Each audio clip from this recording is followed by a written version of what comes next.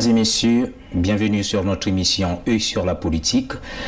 Nous sommes ici aujourd'hui en face d'un invité que vous connaissez déjà, c'est monsieur Sosthane Samba. Nous allons parler un peu de la politique congolaise. C'est une émission que nous organisons presque, c'est une émission hebdomadaire ou bien bi-hebdomadaire ou mensuelle selon les dispositions de notre chaîne. Et bonjour monsieur Sosthane Samba. Bonjour monsieur Odilon Gondou. Comment allez-vous? Très bien, merci. Et, merci de m'avoir invité dans les locaux de votre chaîne aussi. Alors, nous avons une question concernant la situation politique de votre pays. On vient d'apprendre, c'est une information un peu urgente, que M. Charles Zakari Boao, qui continue un peu de tenir tête au pouvoir de Brazzaville, a été en fait convoqué en date du 7 juin 2016. Et ça sera à 11 h. Alors moi j'aimerais un peu savoir, est-ce que cette interpellation est une sorte d'intimidation de la part du pouvoir en place, ou bien c'est des choses qui sont dans les règles de la loi puisque c'est une convocation en tant que telle? Merci monsieur Odilon. Éventuellement nous venons d'apprendre ce matin que monsieur Charles Zakari Boao, qui est aujourd'hui le coordonnateur principal du mouvement IDC Frocade, a reçu une invitation de la DGST, donc signée des mains du colonel Bakala. Nous pensons que cela est une intimidation. Il est vrai, oui, la police a le droit de convoquer qui il veut, quand cela est nécessaire, mais sur ces convocations politiques, nous disons que trop c'est trop. Pourquoi il n'y a que des opposants qui sont convoqués? Et aujourd'hui d'ailleurs, M. Odilon, sachez-le, nous dénombrons au moins 237 politiciens de l'opposition et leurs partisans qui croulent dans les geôles, dans les prisons de M. Denis Sassou Nguesso. Donc cette unième convocation en la personne de M. Charles Zakari Boao, nous pensons que c'est une provocation de plus. Pourquoi M. Charles Zakari Boao a été convoqué? Tout simplement parce que M. Charles Zakari Boao n'a pas voulu recevoir l'émissaire, c'est-à-dire que le tout nouveau ministre chargé des relations avec le Parlement, en la personne de M. Okombi, Dean Elvis Okombi Talissan. Boao n'a pas voulu recevoir ce ministre-là.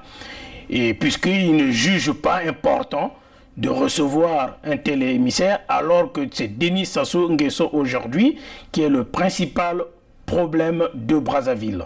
Et raison pour laquelle vous avez vu cette convocation-là de M. Charles Zakari Boao. Donc nous dénonçons fermement cette manière de faire. D'accord. C'est bien d'avoir apporté cet éclaircissement auprès de la population, auprès des internautes qui nous écoutent. Est-ce qu'on peut parler aujourd'hui un peu de la fin de Ntoumi? Parce qu'aujourd'hui, on ne l'entend plus parler. C'est vrai qu'il y a eu quelques jours ou quelques semaines où il avait passé une interview avec le journaliste Eli Smith.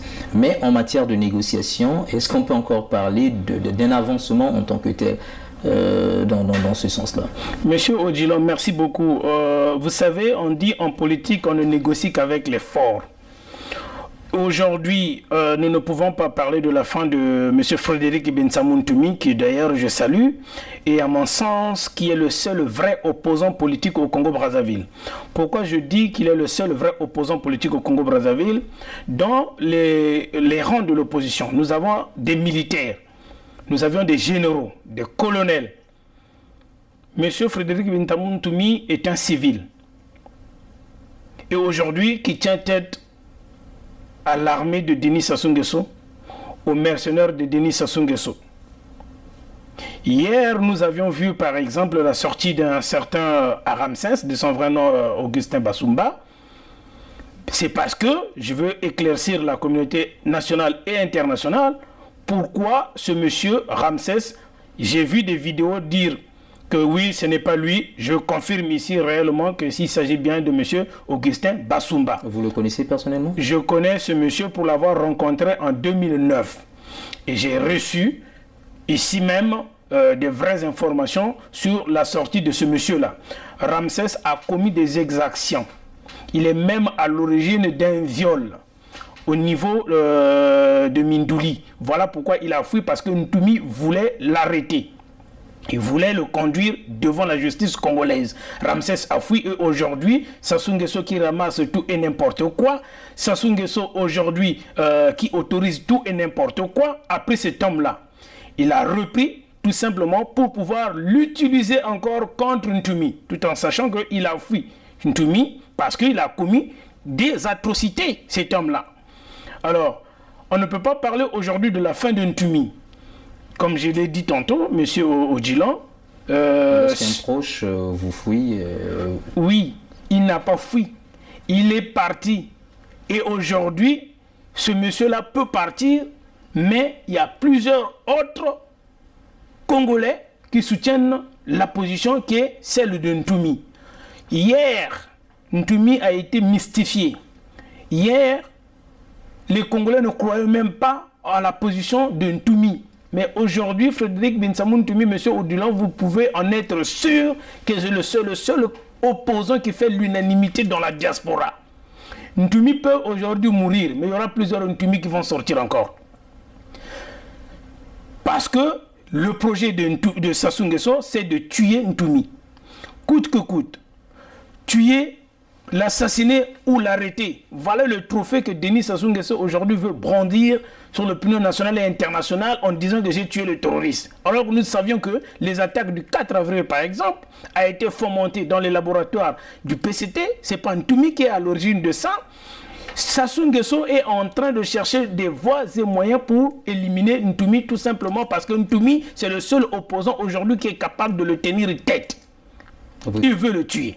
Vous êtes sûr? Parce que si c'était le seul opposant qui tient tête à Sassou, pourquoi est-ce qu'il cherche encore là, en fait, à négocier avec... Monsieur Odilon, pourquoi je dis qu'il est le... Son secrétaire général, je crois bien que vous connaissez, vous le connaissez très bien, qui est allé à Brazzaville pour négocier avec le pouvoir en place. Monsieur Jean-Gustave Ntono, donc, oui, qui est le secrétaire par intérim du CNR, éventuellement, a été envoyé par Ntumi auprès du pouvoir de Brazzaville, auprès de l'ex-président du Congo, Denis Sassou Nguesso, pour apporter les positions, les propositions qui sont celles de Ntumi. Cependant, il arrive à Brazzaville, à 3 h du matin, Jean-Gustave Ntono a été enlevé dans son hôtel. Et nous condamnons cela. Aujourd'hui, Ntumi est le seul opposant qui avait accepté d'aller dialoguer avec Sassou Nguesso. À Sibiti, à Dolizy, à Evo, Ntumi était là. Et aujourd'hui, on le traque. Je vais vous faire une confidence aujourd'hui, monsieur Odilon.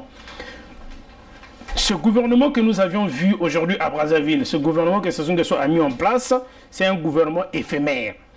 Soyez-en sûrs, d'ici 6 mois, 8 mois, ce gouvernement-là va être modifié. Parce que l'ex-président du Congo-Brazzaville, Denis Sassou Nguesso, veut aujourd'hui éliminer Ntumi et de laisser Kiki Sassou Nguesso au pouvoir. Voilà le vrai projet machiavélique de Denis Sassou Nguesso. Parce qu'il ne peut pas laisser ou céder la place à M. Christelle Sassou Nguesso aussi longtemps que Ntumi Binsamou Frédéric sera en vie. Parce qu'il n'accepte pas ce manigance-là. Et quand je dis il est le seul vrai opposant, à mon avis, de Denis Sassou Nguesso, vous avez vu aujourd'hui les opposants qui ont clamé, je vais vous citer quelques phrases, des opposants que j'ai retenus qui disent « Si Denis Sassou Nguesso essaie de changer la constitution, je demanderai à la population de prendre ses responsabilités. » De qui s'agit-il exactement? Des opposants congolais. Mais qui exactement? Mokoko l'a dit, Okombi l'a dit, mais Ntumi, ces gens-là sont en liberté. Ces gens-là sont, entre guillemets, assignés à résidence. Mais Ntumi, c'est le seul opposant aujourd'hui qu'on chasse avec les hélicoptères de combat. Et la population du Poul aujourd'hui est chassée avec les hélicoptères de combat. Mais ces opposants-là qui hier ont appelé à la désobéissance civile sont en train de pavoiner dans les rues de Brazzaville. D'autres, on leur apporte à manger, ils sont libres. Et ils tiennent des meetings en salle, ils tiennent des réunions en salle, ils sont libres. Ntumi a fait quoi? Donc, vous faites allusion ici à Mathias Nzon, à Mukwege qui ont tenu des Monsieur Odilon, en fait, attendez, excusez-moi, j'ai une petite question que j'aimerais vous poser par rapport à cette conférence qui venait de se passer il n'y a pas très longtemps entre d'autres opposants, en l'occurrence M. Mukwege, Mathias Nzon et puis Itadi. Est-ce qu'on peut parler aujourd'hui encore d'une opposition, ou bien c'est une opposition qui est un peu divisée? Parce qu'à partir du moment où on n'entend plus monsieur Zakari Bouao, qui tient en fait une position assez ferme envers le pouvoir de Brazzaville, mais d'autres que je venais de citer tout à l'heure veulent négocier avec le pouvoir en place. Sur quelle base veulent-ils négocier avec le pouvoir de Sassou? Monsieur Odilon, merci beaucoup. Nous avions éventuellement suivi une rencontre, une déclaration de l'opposition congolaise, des opposants congolais, les Mathias Nzon, avec les Mukwege. Vous savez, monsieur Odilon, aujourd'hui le Canada est dirigé par un jeune, le Premier ministre, Trudeau. Justin Trudeau. Les États-Unis aujourd'hui est dirigé par un jeune, parmi les jeunes aujourd'hui. Nous voyons en France avec Manuel Valls. On entend, au Congo, on entend les mêmes noms depuis plus de 50 ans. Les Mathias Nzon, les Mukwege, les Tamba Tamba, les Kukebene, les Wabari. Jusqu'à quand allons-nous être figés et rester cloîtrés sur ces noms-là? Hier, ils n'ont pas accepté le dialogue de Sibiti. Hier, ils n'ont pas accepté le dialogue de Dolizy. Aujourd'hui, ils veulent aller négocier avec Denis Sassou Nguesso. En vertu de quoi? Qu'est-ce qu'ils vont brandir à Sassou Nguesso?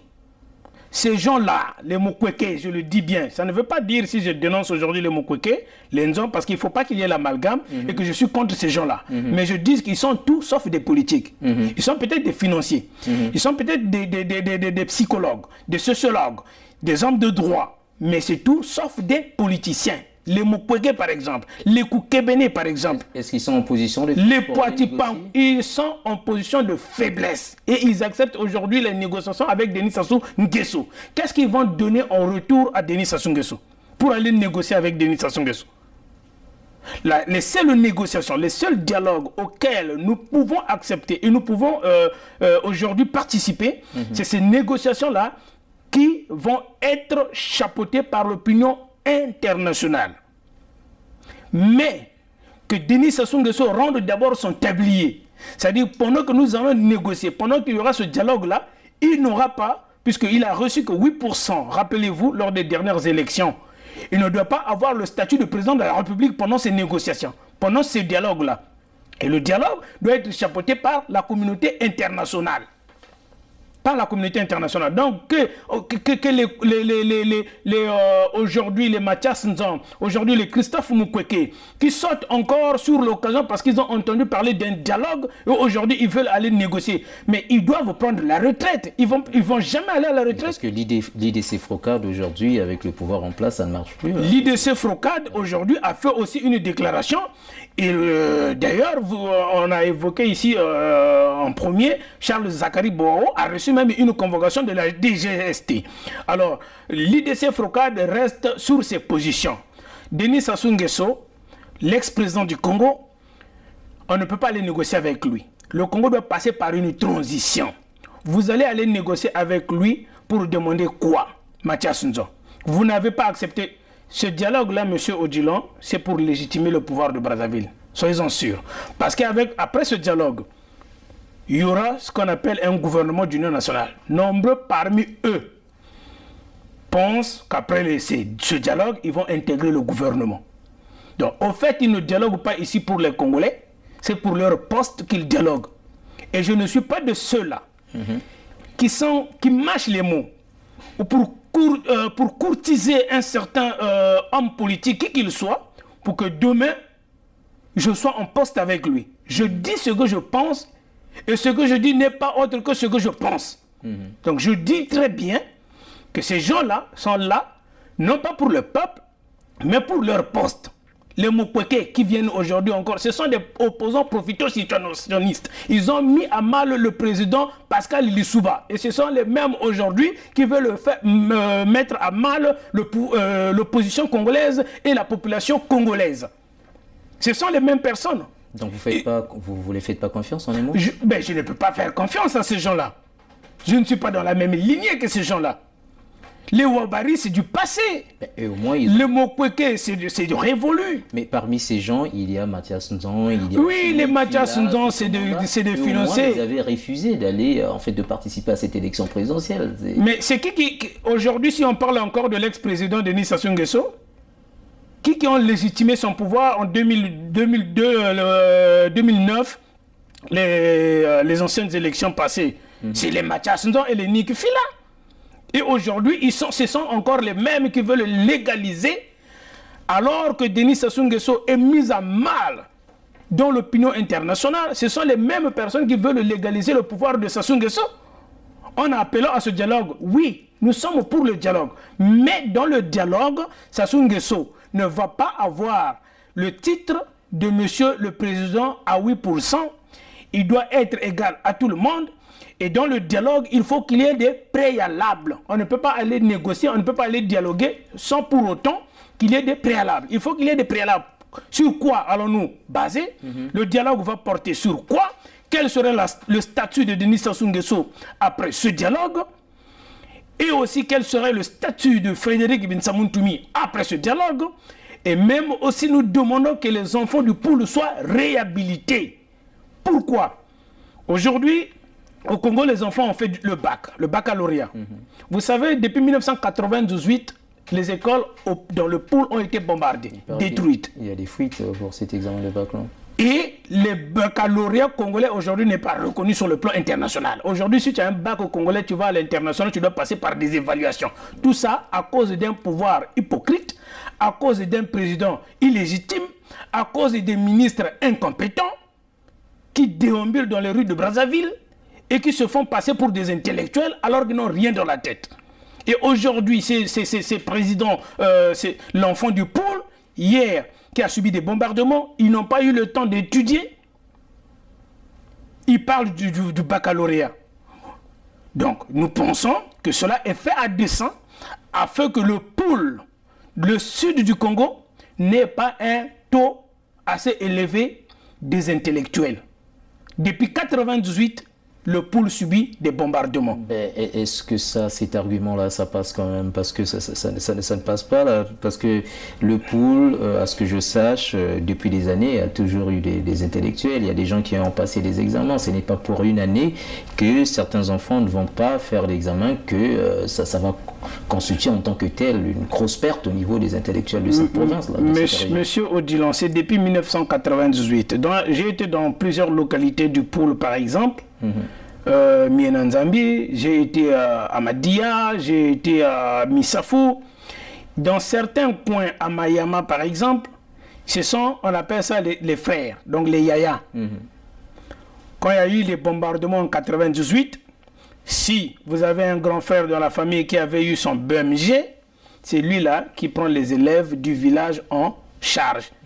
Donc, Yende Moutakomo Pesabango, leçon. Il y a des vacataires, il y a des appelés volontaires. Mais depuis 1998, l'enseignement dans le pool ne marche pas. Et c'est la volonté de Denis Sassou Nguesso que cette partie-là du pays, qui est le pool, Bazalaka Bongo, Banaba Kendaka l'école. Est-ce que vous en avez preuve? Ce que je suis en train de dire, je l'ai vécu. La preuve, c'est moi-même qui suis en train de le dire, M. Odilon. En 2009, j'ai été à Brazzaville. En 2010, 2011, j'ai été à Brazzaville. Et je sais de quoi je parle. Donc aujourd'hui, on dit ceci. Mugilare Boubataka. Bamaku Samoulembo Alaka. Fowaluka. Si on te met un doigt sous la gorge, tu dois vomir. Je dis à ceux-là qui travaillent avec le révérend pasteur Ntumi, qui sont ses proches conseillers aujourd'hui à Brazzaville, de faire très très attention. Si Ntumi tombe aujourd'hui, ils vont tomber avec lui. Parce que Denis Sassou Nguesso veut l'éliminer coûte que coûte. Tchongo Katamu Samoulembo Alaka. Mais Makou Samoule Mboalaka, Bobena Mayela Chibabakula, Foka Luka. Donc Ntumi Foka Luka. Pour ceux qui n'entendent, pour ceux qui ne comprennent pas cette langue. Donc, soba tiom sapi na mungongo okosanza. Angwana ba obazana mayele foba yeba makambo nini nazo kangawa. Il faut osanza. Et comme le système a yebela ou bien. Il faut mi yebela. Et quand tu danses avec un aveugle, de temps en temps, il faut lui marcher sur les pieds pour qu'il sache que tu es toujours là. Sinon, l'aveugle va penser que tu es déjà parti. Pourquoi tu n'as pas fait meso? Tangu ba shirintangu fo mudiatik ngacheka zaba ngepo wo kwawe sasunga so fo mudiatik kushiri mulembo alaka fo luka ngacheka zaba wo kwawe. Alors si aujourd'hui on parle qu'on va aller au dialogue, c'est Sassou Nguesso qui est toujours gagnant, c'est Sassou Nguesso qui va toujours être président de la République. Il faut lui marcher sur les pieds pour qu'il sache qu'on est toujours là.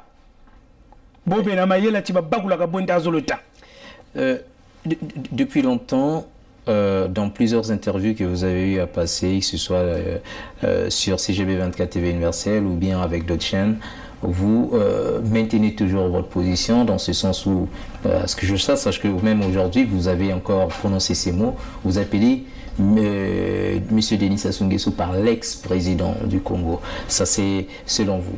Alors, si il est l'ex-président du Congo, moi, je pense qu'il y a pas très longtemps, vous avez vu au niveau de la télé Congo, même si on appelle ça télé foufou, qu'il y avait certains ambassadeurs et certains pays, les présidents de certains pays qui ont envoyé des lettres de félicitations à M. Sassou.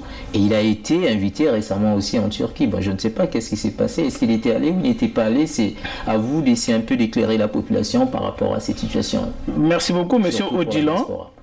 Je dis l'ex-président du Congo parce qu'aujourd'hui, c'est un président de fait. Denis Sassou Nguesso, c'est un président de fait. Il n'est pas le président de la République du Congo. On ne gagne pas les élections à 8%. On ne les gagne pas à 8%. Dans aucun pays du monde, on peut remporter les élections à 8%. Mais votre ami opposant cette année, a reconnu sa victoire. Cette année, je vais vous parler de Kolela, monsieur Odilan. Cette année, au plus tard, le 12 août, Denis Sassou Nguesso ne sera plus au Congo-Brazzaville. Soyez-en sûrs, il ne sera plus jamais le président du Congo. Il ne dirigera plus jamais le Congo dans la tranquillité. Il est mis à mal. Il n'a pas pu faire le déplacement en Turquie parce que la communauté internationale ne veut plus de lui. La communauté internationale l'a boudé. Raison pour laquelle nous avons le surtout à Congo. Nous avons plié. Soyez-en sûrs, nous travaillons énormément, très fort sur cette position-là. Sassou Nguesso partout au Canada, aux États-Unis, l'Union européenne, il peut être soutenu par certains Français.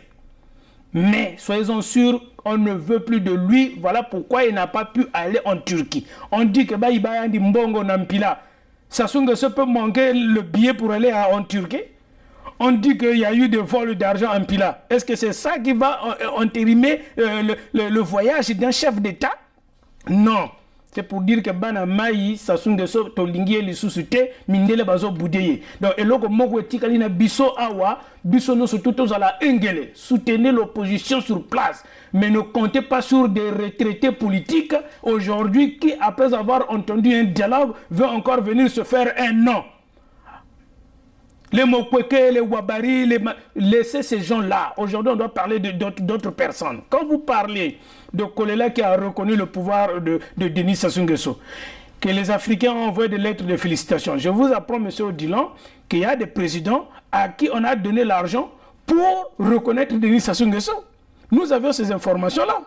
Et je vais vous faire une autre confidence bientôt.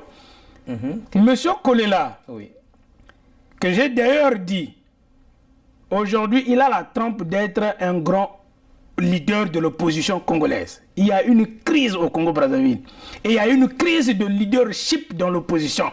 Tous ces vieux-là que vous entendez parler, les Kolela, les Mokoko, ils veulent tous être les leaders de l'opposition.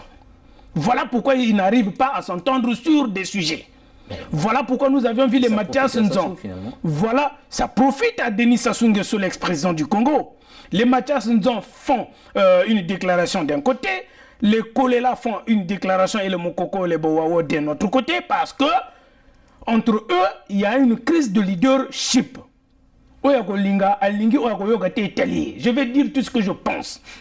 Il y a une crise de leadership dans l'opposition congolaise. Ils ne veulent pas s'entendre. Vous savez, le père Kolela s'appelait Bernard Bakana Kolela. Je vais vous faire une confidence. Parfait Kolela et moi, on est des frères. Pour ceux qui me connaissent, ceux qui qui ont été avec moi à l'école, ils connaissent réellement comment je m'appelle. Sosteni Debamukana Samba. Et c'est même Kolela qui avait donné ce nom-là. Donc Kolela, mon oncle était le président du MCDD Pointe-Noire. Aujourd'hui, il est en exil en Côte d'Ivoire. Kolela m'a voulu sagana menobe ni mounou sa porter plainte personnellement. Les enfants du Poul sont en train de mourir. Aujourd'hui, Parfait a le charisme d'être un grand leader. Mais il faut qu'il ait le courage d'un grand leader. Vous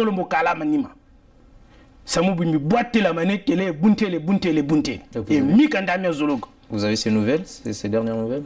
Ces dernières nouvelles, il ne dit mot. Pendant qu'on tue les enfants du Sud, on tue les enfants du Poul, il ne dit mot. Frédéric Binsamuntoumi est venu soutenir Guy Brice Parfait Kolela au dernier de ces meetings, le 17 mars. Bamalu Sakou Ramanyeto, Batantunta, Batamalonga Maroc, Titata Timoshina Bakolela. Il va se reconnaître quand je parle. Il doit avoir le courage de Bakana Kolela s'il veut être le leader de l'opposition congolaise. Et je brondirai le flambeau ici, je parlerai haut et fort partout où j'irai de Guy Brice Parfait Kolela. Aussi longtemps qu'il ne prend pas son flambeau de leader, nous allons, au même titre que Denis Sassou Nguesso, l'accuser de trahison, l'accuser de non-assistance en personne en danger et de complicité de meurtre pour les enfants du Poul. Alors aujourd'hui, on vous appelle par la diasporie. C'est en fait, c'est cette expression qu'on rencontre un peu dans les réseaux sociaux, que la diaspora congolaise, c'est une sorte de diasporie, que vous essayez un peu de pourrir en fait les mentalités des Congolais sur le terrain de la politique, parce que vous ne proposez absolument rien de bon. Est-ce que par rapport à ce que vous venez de dire tout à l'heure, qu'il y a une crise de leadership au niveau de l'opposition, ces opposants-là, est-ce que ceux qui prononcent ce terme, ceux qui disent la diasporie, peuvent avoir raison? Est-ce que vous pouvez les donner raison en ce moment? Je ne peux, M. Odilon, donner des raisons à ces genres de balivernes. Tout simplement, aujourd'hui, si Denis Sassou Nguesso est mis en mal, et je pense que dans plusieurs conférences où je suis passé, dans plusieurs conférences où nous nous sommes rencontrés déjà, j'ai déjà évoqué ce genre de problème. Si Sassou Nguesso est mis à mal aujourd'hui, c'est tout simplement parce que la diaspora congolaise est en train de faire un travail énorme. Nous avions déposé le dossier du Congo un peu partout dans le monde, aux Nations Unies, ici au Canada, aux États-Unis, à l'Union européenne, dans toutes les chancelleries. Et nous allons faire une déclaration commune très très bientôt, que nous allons aussi envoyer dans les chancelleries du monde entier, pour connaître la position qui est la nôtre. Oui. Aujourd'hui, si Denis Sassou Nguesso est mis à mal, l'économie du Congo ne fonctionne plus. On ne veut même plus le prêter d'argent. Parce que la diaspora est en train de faire un travail énorme. En connivence avec ceux-là qui sont à Brazzaville. Donc, que ceux-là qui appellent ça diasporie parce qu'ils ne connaissent pas ce que nous sommes en train de faire, le travail de fond que nous sommes en train de faire ici. Voilà, monsieur Odilon. D'accord. Une dernière question concernant toujours votre opposition. Il y a eu en fait une réunion qui s'est tenue en fait au siège du parti de monsieur Okombi. Est-ce qu'on peut dire aujourd'hui que c'est une résurrection de l'opposition? Est-ce que c'est parce que les Mukwege et autres ont voulu faire ce que vous avez qualifié de récupération politique qu'ils ont été obligés de réagir pour éviter de ne pas être écrasés? Monsieur Odilon, on ne peut pas parler ici d'une résurrection de l'opposition. L'opposition congolaise a toujours existé. Et je salue d'ailleurs le courage de monsieur Charles Zakari Boho, que j'ai toujours dit, il a de très très bonnes idées. Ce n'est pas une résurrection. L'opposition a toujours été là. Et si Denis Sassou Nguesso aujourd'hui est mis à mal parce que les gens comme les Mokoko, les gens comme les Boao sont restés fermes dans leur position. Ils sont restés fermes dans leur position. Et d'ailleurs, les Okombi sont restés fermes. J'ai jamais entendu la déclaration de M. Okombi qui dit que je reconnais le pouvoir de Sassou. Il ne l'a jamais reconnu. Mokoko ne l'a jamais reconnu. Vous savez qu'il a été intimidé par plusieurs reprises pour reconnaître Sassou Nguesso. Mais il ne l'a jamais fait. Charles Zakari Boao ne l'a jamais fait. Nous n'allons jamais le faire. Donc l'opposition est bel et bien en place. La diaspora est bel et bien en place. Mais nous sommes contre ces vieux opposants qui ne veulent pas céder la place aux nouveaux opposants, à l'opposition que nous incarnons aujourd'hui. Les Donald Impérateur, par exemple, à Paris, qui font un travail énorme, Sadio Conté Morel. La diaspora est en train de faire un travail énorme. Il y aura très très bientôt un congrès qui est supposé se passer à Paris, mais que nous demandons que ce congrès-là, donc avec le retranchement de nos frères de Paris, le congrès devrait se tenir ici au Canada. Le congrès devrait se tenir ici au Canada. Et au sorti de ce congrès-là, si Sassou Nguesso, nos frères qui sont à l'intérieur du pays, n'ont pas mis en place un gouvernement d'union nationale, nous allons mettre un gouvernement dans la diaspora. Et ça va se tenir ici au Canada. Nous n'allons pas partir au congrès de Paris pour aller encore se chamailler avec Bayaka Noki Noki, ces gens-là que Sassou Nguesso infiltre dans l'opposition, dans la diaspora, mais nous allons aller décider du sort que prendra le Congo. Donc du sort de Denis Sassou Nguesso. Quand tu danses avec un aveugle, tu dois lui marcher dans les pieds de temps en temps qu'il sache que tu es encore là. Ce qui, donc, un fou, quand tu danses avec lui, s'il te gifle, gifle-le, pour qu'il comprenne qu'il n'est vraiment pas fou. Sassou Nguesso, il faut le gifler. Sassou Nguesso, il faut le mettre à mal. Ce qui a bimisi bibundeli, bisopeto négocier, tous à la peine bibundeli. Parce que c'est pas avec ce dialogue-là qu'il va partir. Il est en train de mentir. Avec la complicité de ses frères vieux opposants qui aujourd'hui veulent encore récupérer ce dialogue-là.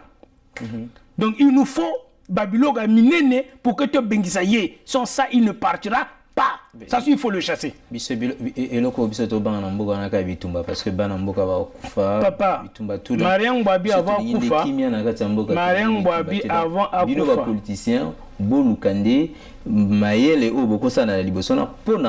Papa, aujourd'hui, comme la Palestine qui n'ont pas d'armes aujourd'hui, mais qui se battent depuis 1948 pour pouvoir récupérer leurs terres. Nous avions vu en Colombie la guérilla des FARC qui a pris au moins 60 ans.